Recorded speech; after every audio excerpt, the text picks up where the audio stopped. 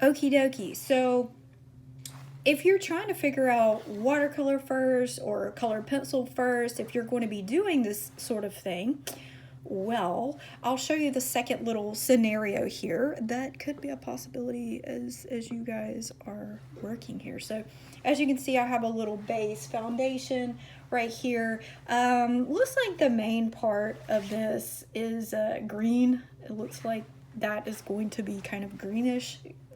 What I can do is I can start with the background. Now, the thing about this that I want you guys to think about is because you already have a base, you probably want your background to still remain kind of watercolory and light-ish. So you're not going to go as heavy as you did like right here on the other thing that we just ended up doing. So you're going to go relatively just kind of like a little wash.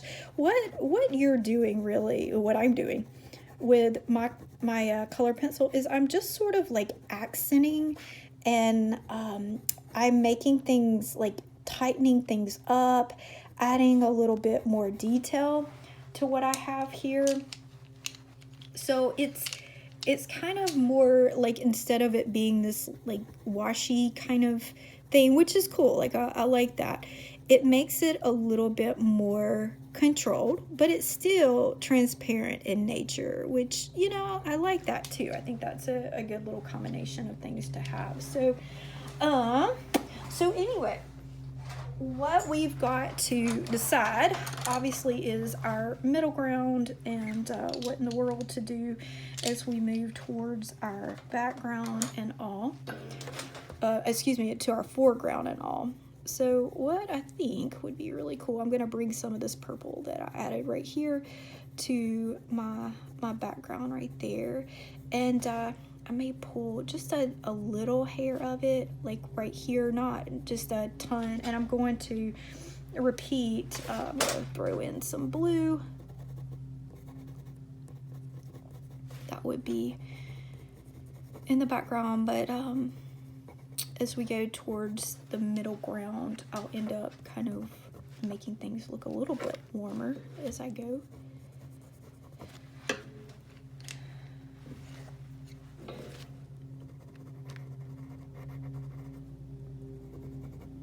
I'm gonna pull a little bit of that green that was right here into that, and then I'll pull, because you obviously have the main part of this being green, I'll pull this into the reflection right here, and I could even pull a little, I know that's kind of weird to have yellow in a cast shadow, but you could, because you have yellow right here, because you're basing it on the reflective area.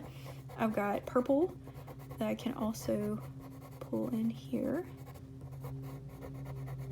and that little area of the cast shadow, you can kind of see that as I go. You could, I mean, if you wanted to throw in a little purple like in the corner right here, it's up to you. It's like once you do one thing right here, it's like you have to add, like I'm kind of trying to balance everything that I've done so far. So I'm gonna leave a little, like some white right here. I think that's great, because you have the little white space here, and I'm gonna blend just a little bit of that. So if I added a little bit here, I may add like a faded version of that in the light area to kind of balance that out just a little bit. Okay, so I could do a little bit more, but I know time-wise we probably need to keep going. So I'm gonna add a little bit of this yellow right here just to brighten up. I don't feel like my little sphere is quite the way that I want it to be. So you know, you could do that, you know, it still has the properties of a watercolor. It definitely has that overall look, if that's what you're going for right there. You could add some white to blend some things, but I would probably just stay away from the white, just simply because like once you start doing that, that's when things start to get kind of heavy as you go, and you're still more going for that like kind of transparency light application there. So the only thing I would tell you, if you were to add white just to brighten some things, that could be one thing you could do, like to the yellow as it goes into the white. If you're wanting to, you could do a little bit of that.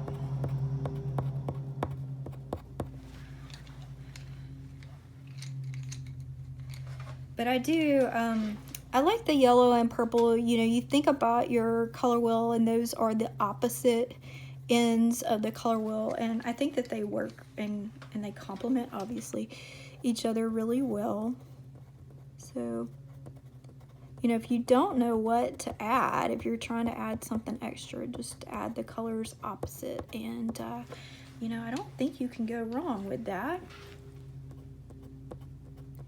Adding just a little bit. This is an indigo blue. The indigo blue should be in your pack. It's really nice, by the way. I'll just add that. I'm gonna add a little bit of that to my cast shadow. Not much.